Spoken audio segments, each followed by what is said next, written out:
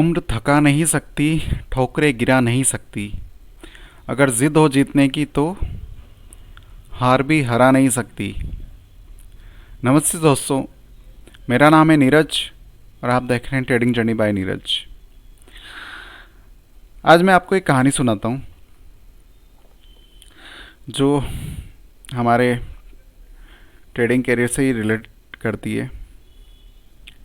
कैसे करती है वो आप खुद समझ जाइएगा।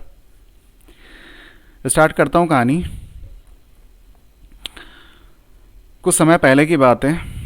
एक सरकारी स्कूल हुआ करता था। उसमें बहुत सारे बच्चे पढ़ने आते थे जो गरीब तबके के थे। कुछ अमीर भी थे, कुछ बहुत गरीब भी थे, कुछ समाज के निम्न स्तर से आते थे जहाँ बुनियादी सुविधाएं भी नहीं होती है। तो वहाँ एक क्लास चल रही थी उस स्कूल के अंदर। क्लास में बच्चे पढ़ रहे थे। पढ़ते पढ़ते अचानक से गुरुजी को मन में ख्याल आया कि आज चलो बच्चों से बात की जाए। बच्चों से बात करने के लिए उन्होंने जेब से एक 100 रुपये का नोट निकाला और बच्चों को दिखाते हुए बोले कि प्यारे बच्चों, ये 100 का नोट देख रहे हो? तो बच्चों ने कहा हाँ गुरुजी। अच्छा मुझे बताओ कि अगर ये 100 रुपये का नोट मैं तुम्हें दे दूँ तो तुम लोग इसका क्या करोगे? तो सब बच्चों ने जवाब देना चालू करा अलग अलग। किसी ने कहा कि मैं इसकी चॉकलेट लेके आऊँगा, किसी ने कहा कि मैं इसका कोई खिलौना लेके आऊँगा, किसी ने कहा मैं गुड़िया लेके आऊँगा, किसी ने कहा कि मैं इसको घर की कोई चीज़ लेके आऊँगा जो मुझे चाहिए वो।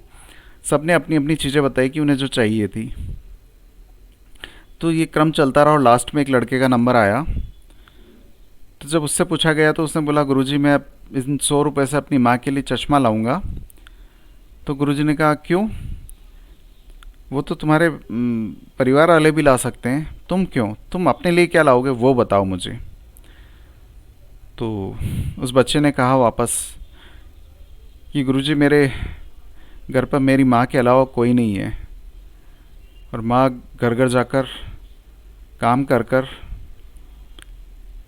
हम दोनों का खर्चा चलाती है। उसे दिखता कम है, तो मैं उसके लिए एक चश्मा लेके आऊँगा।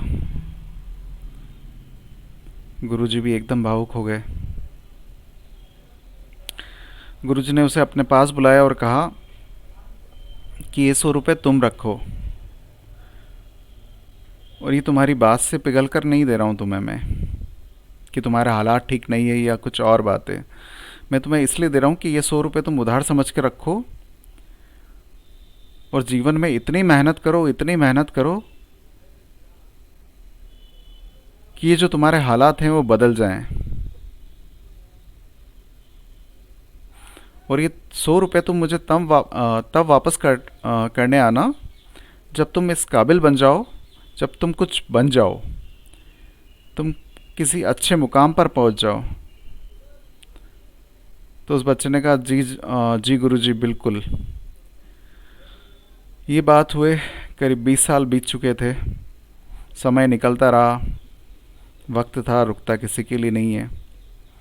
वही स्कूल, वही टीचर्स। अचानक एक गाड़ी आकर रुकती है, साएं साएं साएं करती हुई, जिसमें से उस ज़िले के कलेक्टर साहब उतरते हैं। वो कलेक्टर साहब जाके उन टीचर्स का रूम नंबर पूछते हैं। जब उन्हें उनका रूम नंबर पता चलता है तो वो सीधे उस रूम में जाते हैं।